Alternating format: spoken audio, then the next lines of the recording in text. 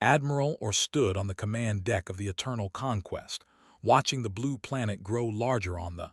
His four eyes studied the world with cold calculation. The Empire had conquered 17 species across the galaxy. This would be number 18. Intelligence reports indicated the species called themselves humans. They were still using primitive chemical rockets and had barely touched their own moon. This would be a simple conquest. Begin the invasion, or ordered. His voice carried the confidence of someone who had never known defeat. 300 warships descended through the atmosphere. The soldiers prepared for what they expected to be a quick surrender.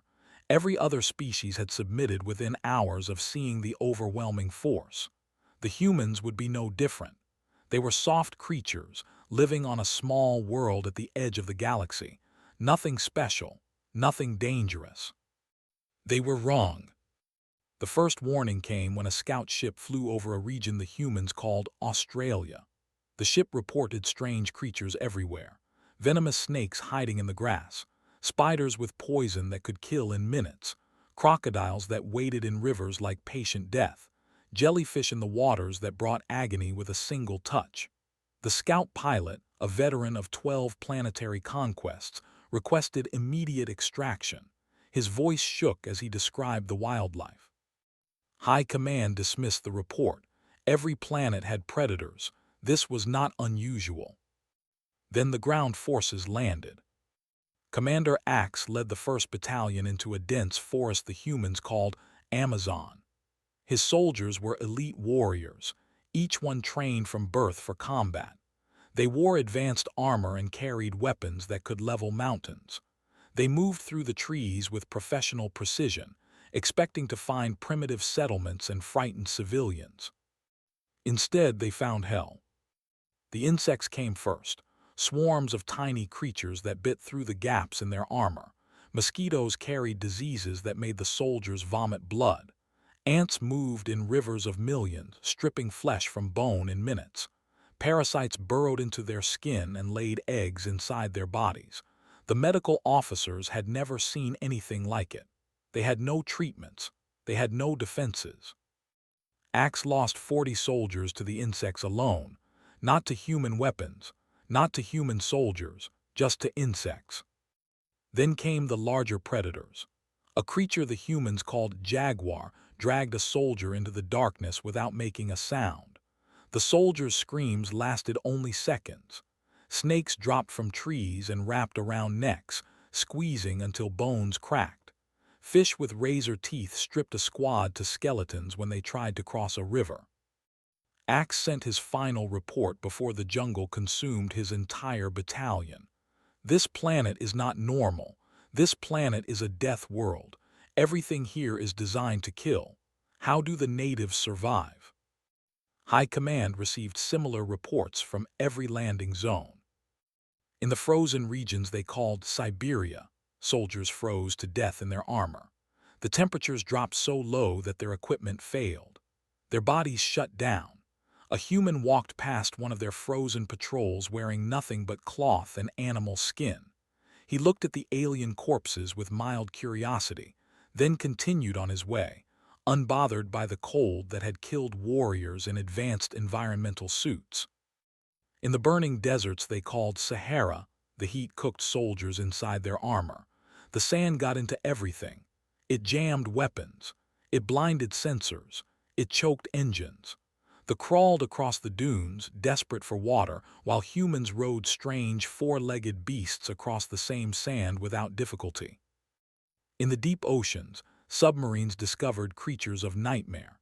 Sharks that smelled blood from miles away. That dismantled equipment with curious tentacles. Whales larger than their ships that could crush hulls with casual movements.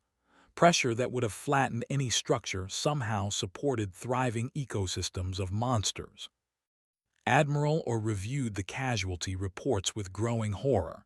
They had lost 10,000 soldiers in the first week, not to human military forces, to the planet itself. Earth was not a world. Earth was a weapon. Then the humans began to fight back. They had expected primitive resistance, spears and arrows, maybe crude firearms, What they faced was something different entirely. The humans did not fight fair. They did not announce their presence. They did not challenge enemies to honorable combat. They appeared from nowhere, struck with savage efficiency, and vanished before anyone could respond. A group the humans called Special Forces infiltrated a command post. They moved through the darkness like ghosts. They killed sentries with knives, making no sound. They planted explosives and disappeared. The command post evaporated in fire while the attackers were already miles away. Another group used the jungle itself as a weapon. They covered themselves in mud to hide their heat signatures. They set traps that impaled soldiers on wooden spikes. They used the same insects that had tormented the invaders to mask their scent. They never saw them. They only found the bodies of their soldiers, arranged as warnings. The humans fought without stopping. They did not sleep. They did not rest. They pushed their bodies beyond what they thought possible. A human soldier could march for days without food. A human commander could stay awake for a week planning tactics. A human pilot could fly until their hands bled and then fly some more. Medical analysis revealed the terrible truth. Humans were not just inhabitants of a death world. They were products of it. Their bodies were engines of endurance, forged by millions of years of survival against everything their planet could throw at them. They healed from wounds that would kill any. They adapted to environments that should have been lethal. They kept fighting long after they should have died. They learned about something the humans called adrenaline, a chemical in their bodies that activated in danger. It made them faster, stronger. It dulled their pain until they could ignore injuries that would cripple others. A human in this state was a monster wearing flesh, capable of tearing enemies apart with their bare hands. They learned about human history. This species had been fighting since they first stood upright. They fought each other constantly, developing new weapons, new tactics, new ways to kill. Every generation built on the knowledge of those before. They turned war into science. They turned violence into art. They had conquered peaceful species who had never known conflict. Humans had been practicing for this moment for their entire existence. Admiral or ordered a tactical retreat to orbit. The ground campaign was a disaster. Time for a different approach. The orbital bombardment began 3 days later. The fleet rained fire on human cities. Millions died in the first hour. The humans should have surrendered. Any rational species would have surrendered. The humans launched nuclear weapons at the fleet. They had shields. The shields held. But the humans kept launching. Missile after missile streaked into the sky, each one carrying enough destructive power to erase a city. The humans were using their own weapons of mass destruction. They were sacrificing their own world to fight back. "They are insane," the tactical officer whispered. "They would rather burn their planet than surrender." Admiral or understood then. They had not invaded a normal world. They had invaded a world that bred survivors. These creatures did not know how to give up. Surrender was not in their nature. They would fight until the last human drew the last breath, and even then, they would probably find a way to keep fighting. The human counterattack came from an unexpected direction. Their primitive rockets, the ones they had dismissed, carried human soldiers directly to the fleet. The humans had strapped themselves to missiles and launched at the enemy ships. They wore crude spacesuits and carried handheld weapons. They were completely insane. They were completely effective. Human boarding parties tore through ships with terrifying efficiency. They used their own bodies as weapons when their guns ran out of ammunition. They fought in hand-to-hand combat with a ferocity that shocked soldiers who had never faced such aggression. A human would grab by the throat and squeeze until something broke. A human would bite through armor with their teeth. A human would keep fighting with half their body destroyed. The eternal conquest was boarded by 7 humans. Just 7. They killed 200 soldiers on their way to the command deck. Admiral or met the human commander in the corridor outside his quarters. The human was wounded. Blood covered most of her body. One of her arms hung uselessly at her side. She should have been dead 10 times over. She was smiling.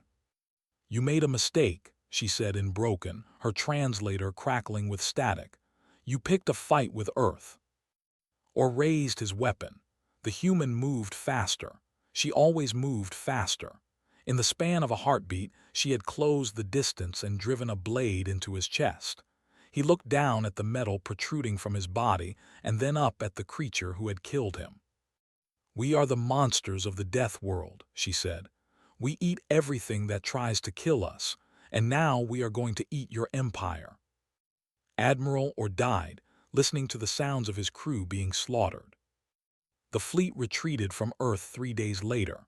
Of 300 warships, 47 survived. They carried the message back to the Empire. Earth was not to be touched. Humans were not to be provoked.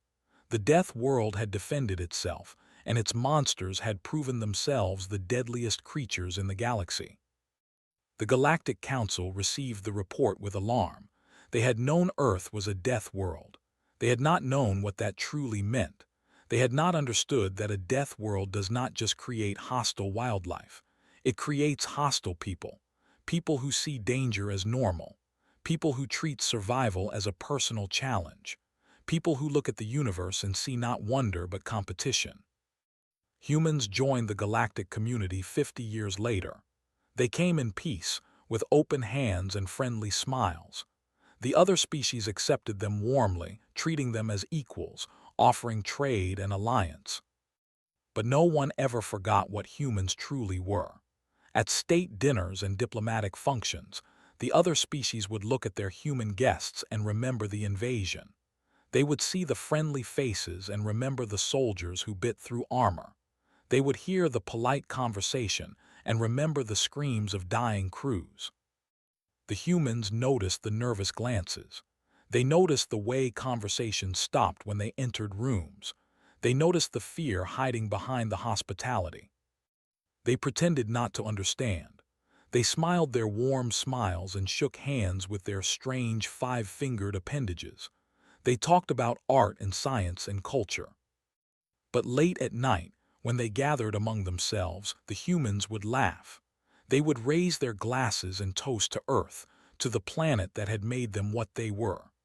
They would tell stories about the invasion, about the battles and the blood and the victory. Because the humans knew something the galaxy was only beginning to understand. Earth had not just survived the invasion. Earth had announced itself. The Death World had shown its teeth, and the galaxy had learned to fear them. The monsters were here, and they were just getting started.